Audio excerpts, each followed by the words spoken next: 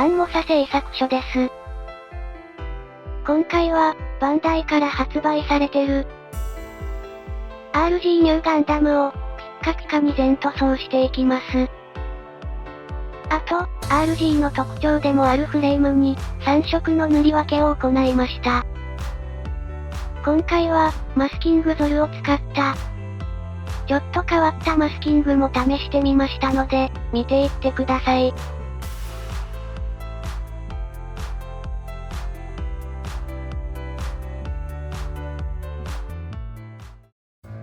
はい、RG ニューガンダムです。箱の横には、リアルグレードの説明や、無塗装の完成イメージが表示されてます。では内容物を確認していきましょう。まずはパッケージをすべて取り出してみます。RG なのでそれなりにありますね。組み立て解説書は他の RG と変わらず、冊子です。パッケージをすべて重ねると、こんな感じ。では、作っていきましょう。パッケージから、すべてのランナーを出していきます。このニューガンダムは、年始に購入して今まで寝かしてました。一番好きなガンダムなので、ちゃんと作りたくて。他のプラモデルで練習しつつ、タイミングを見計らってました。もうそろそろいいかなって作ることにしました。この10ヶ月でそんなに上達してはないんですけどね。話は戻ってランナーは、全部でこれくらいです。やっぱり RG なので、これくらいの量になってしまうんでしょうね。では、ランナーからパーツを切り離していきます。今回も、一気に全て切り出して箱にしまっていきます。素組みの後、またばらして保管するので、この箱が、アンモサのプラモデル製作では必須になってきてます。塗装する方にはおすすめです。切り出しが終わりました。パーツが小さいので、少なく見えるのは気のせいか。よく見ると、ガンダム本体の外装はあまりなく、フィンファンネルのパーツがすごく多いです。まあ、当然といえば当然なんですが、反復作業が多くなりそうです。塗装後、組み立て動画が入るので一気に素組みまで進めました。RG ということで、関節もよく曲がります。関節のギミックも凝っていて、かっこいいです。こんなに曲げる必要があるのか、謎ですがすごく曲がります。腕とかも、いい感じに関節が動くので、いろんなポーズができそうです。では、合わせ目などチェックしていきます。この RG ニューガンダムですが、本体には気になる合わせ目は、見当たりませんでした。全塗装派には、嬉しいキットです。一応、成型色で色分けもされてますが、マスキングして、もう少し塗り分けをしたいと思います。あと、今回はフレーム部分の塗り分けにも、チャレンジしたいと思います。このキット全体で見える合わせ目が、1箇所ありました。バズーカのところにありますが、目立たないのでスルーしました。一通りチェックが終わったので、表面処理していきます。表面処理中。アンモサ派、表面処理と並行してディテールアップを行います。まずは、ファンネルのビーム砲の穴の掘り直し。ピカピカ塗装は、塗装が熱くなるので掘り直しておきます。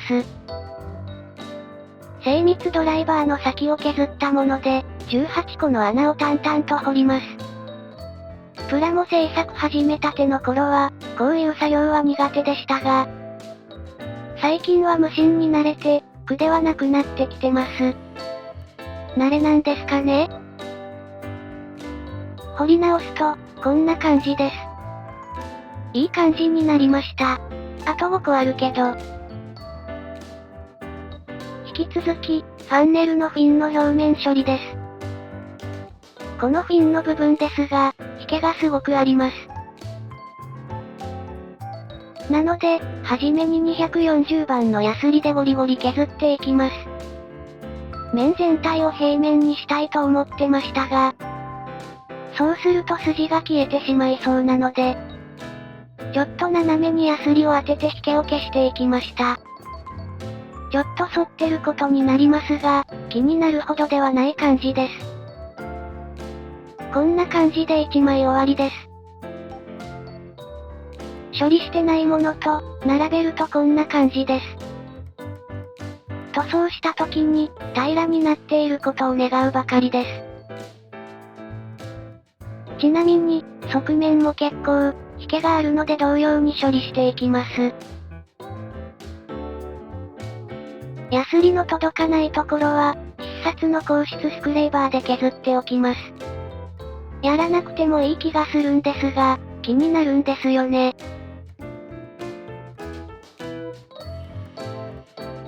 かかとパーツに、パーキングラインが横切るモールドがありました。既存モールドも削って平らにしてから、プラ板貼ると綺麗にできますが、今回は、アクセントとしてスチールボールを入れてみたいと思います。まず、ピンで中心にくぼみをつけて、小さいドリルから徐々に大きくしていきます。最後に面取りして終わりです。スチールボールは、塗装後に入れます。表面処理途中なんですけど、表面処理の有無の差が見たくて、未処理のものと比べてみました。右が表面処理してサフしたものなんですが、アンモサの想像より、差が出なくて愕然としました。フェネックスの製作では、パーツが小さくても引けが見えたんですけど、サフの艶消し効果で、わかりにくくなるんでしょうか。この RG ニューガンダムの成形がいいのかもしれません。いろんな理由はあるとは思いますが、なんかモヤモヤする検証になってしまいました。残りの表面処理中。はい、表面処理が終わったので塗装していきます。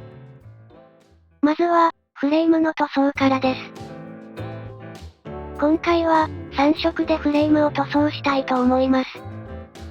ベース色は、スターブライトアイアンですが、塗り分けする場所によっては、先にシルバー色塗装して、マスキングしてアイアンを塗ります。はい、1回目の塗装が終わりました。右側がアイアン色を塗装したパーツです。今回はしっかり攪拌したので、綺麗に塗れてる気がする。左側がシルバー色を塗装して、塗り分けるパーツです。ゴールド色は、アクリジョンの筆塗りです。水性のアクリジョンですが、乾燥後はラッカーも重ね塗りできるので、重ね塗りでも、使いやすいですね。お手軽なので、こんなとこも塗りました。今回は、マスキングゾルでマスキングして、塗り分けたいと思います。こういう細かくて複雑なところは、マスキングテープだと、形状を合わすのが大変で、時間がすごくかかりそうなので、筆塗り感覚で、マスキングできないか試してみました。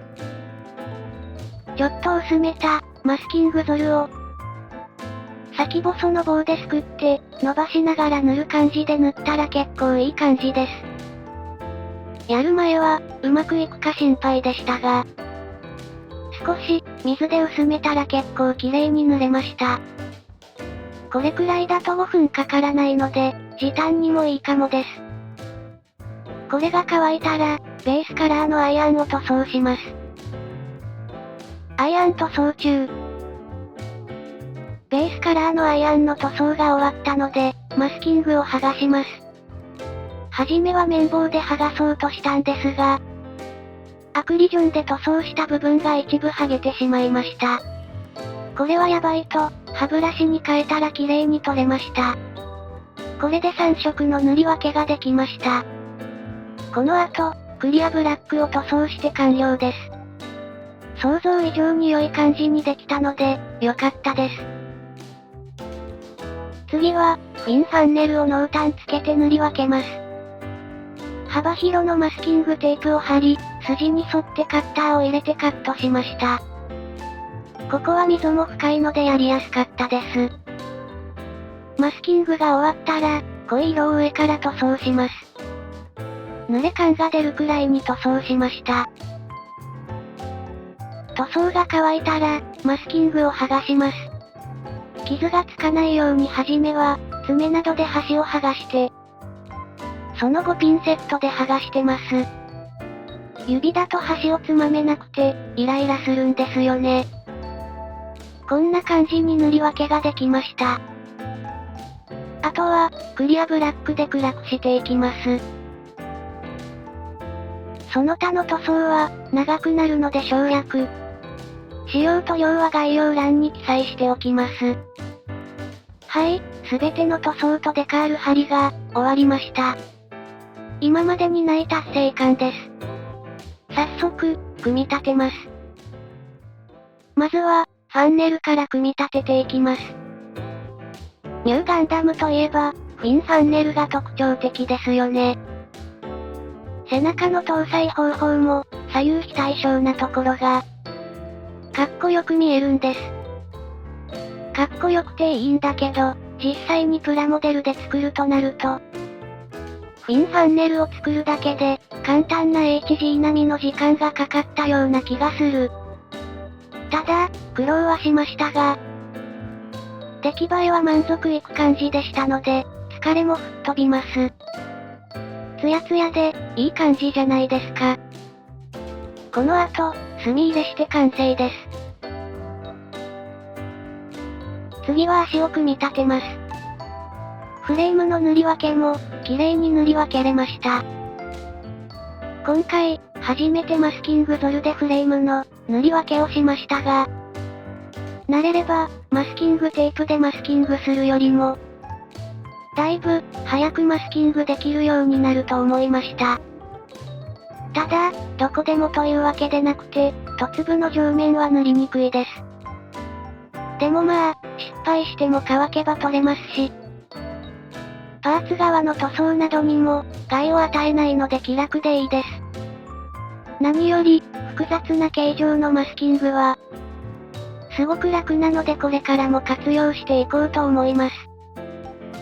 この細かい組み立ても、長くなるのでこの辺で省略します。細かい部分の、組み立て、墨入れ中。はい、大まかな部位までの組み立てが終わりました。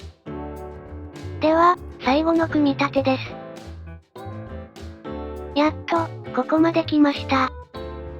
お気に入りのガンダムですから、色々細かいことしてたら、いつもより時間がかかってしまいました。その分、も査的には満足できる形にできたと思ってます。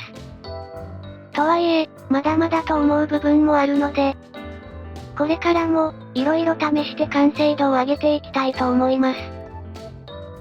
あと、動画内で気になる部分や、わかりにくい部分があれば、コメント欄にコメントいただければ、今後の動画に反映していきたいと思いますので、お気軽に、コメントいただけると嬉しいです。この動画を最後まで見ていただきありがとうございます。これからも色々作っていくので、また見に来てくださいね。それでは、さようなら。